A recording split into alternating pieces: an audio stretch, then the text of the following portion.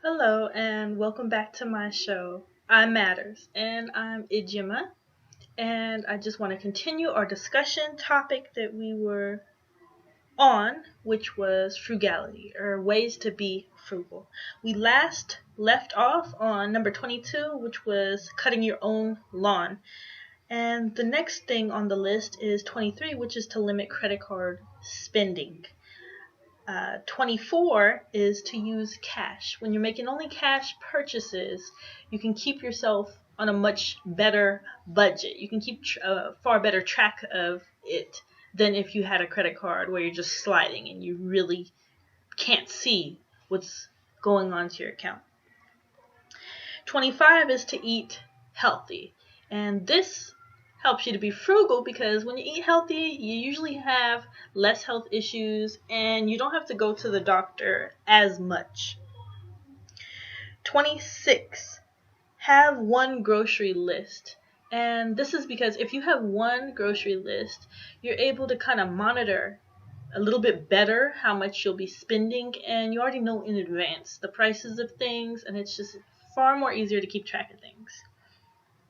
27 is cool showers in the summertime. When you take cool showers in the summertime, you don't have to run the AC as much. 28, travel when it's off season. When you travel during peak season, things tend to be far more expensive to get tickets and everything else. 29, plant a vegetable garden. This might seem hard for some people if they feel they're not much of a gardener, but I have to tell you that a green onion, for example, can grow anywhere. If it sits in your refrigerator too long, it's going to start growing by itself. So there's not much trick to it at all. And there's a lot of other vegetables that are easy to grow too. And many of the onion family are just the same as the green onion. Very easy. Soil, water. I mean, really, oftentimes you don't even need the soil, just the water. Or just sitting out for them to start growing by themselves. 30 is to eat less or no meat. Myself, I'm a vegetarian, and I have to say I did see a drop in the amount of spending for my grocery bill each month. So it is helpful like that because a lot of meats can be pretty pricey. 31, change the thermostat settings. So when it's wintertime, don't warm it up as much, and when it's summertime, don't cool it down as much, or as we just discussed, maybe not even running the AC at all. You can survive and save money. 32, dress in layers in winter, and that will definitely help you stay warm without pushing all the work onto the thermostat and your pocket. 33 is to turn off the water heater after your morning showers. So you have to be kind of organized with this. You have to be diligent in making sure that it's turned off every day when you're done showering. Because a lot of things we don't need hot water for, and we don't even need hot water for showers. It's very possible to take a cold shower. I've taken several of those. 34 is to keep food simple. When foods are simple, you're usually not spending as much money. Rice, beans, uh, grains, things like that. Very simple foods tend to not cost as much.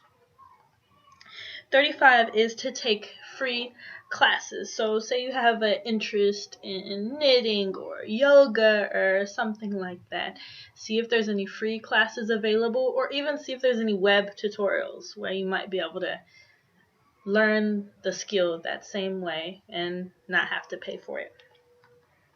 36 is to use the library. The library is an excellent resource.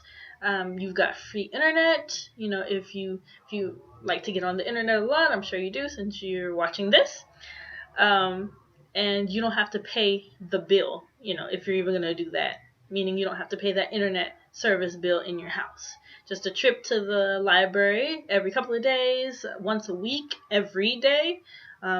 Give you some exercise and save you some money to go to the library and explore different options that they have available and be more in tune with what's going on in the community, all from visiting the library.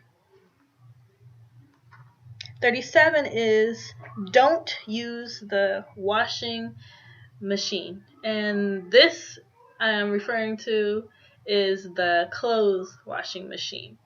So if you don't use that, you will save a lot of money. The same with the dryer. That does mean you're going to be washing by hand. A lot of people are not into that sort of thing, and some of these things are not for everybody, but these can all be beneficial to one person or another. 38 is no refrigerator, and some people might think that that's crazy, but currently where I'm at, we do not have a refrigerator, and I've been here for 2 months and I'm fine. So it's not something that you absolutely need to have. 39 is to drink water. It's a given. Doctors say it, psychiatrists say it. Drinking water is healthy for us in so many ways, and it also is healthy for our pocketbook as well. When you're buying juices and other things, some stuff can get pretty expensive, but water really is the best thing for us anyway. 40, to be a minimalist. If you have less stuff, the less you spend. If you don't have an iPod, you're not going to need an iPod charger. So that's self-explanatory as well. 41 is to stay at home more. When you're going out, there's more temptation to spend money. 42 is to carpool.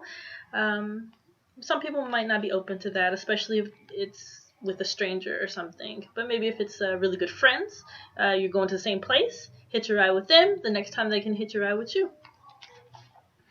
43 is to exchange services with friends. So I've had friends come over and help me put together a crib, or help me move some lumber in the backyard and different tasks like that. And if they ever need my assistance, I also will help them. So it works both ways and it saves both of us money. 44 is have a family game night. That means no TV. That means board games and interaction with each other. This helps the family to stay bonded, and it also helps with the electricity bill as well.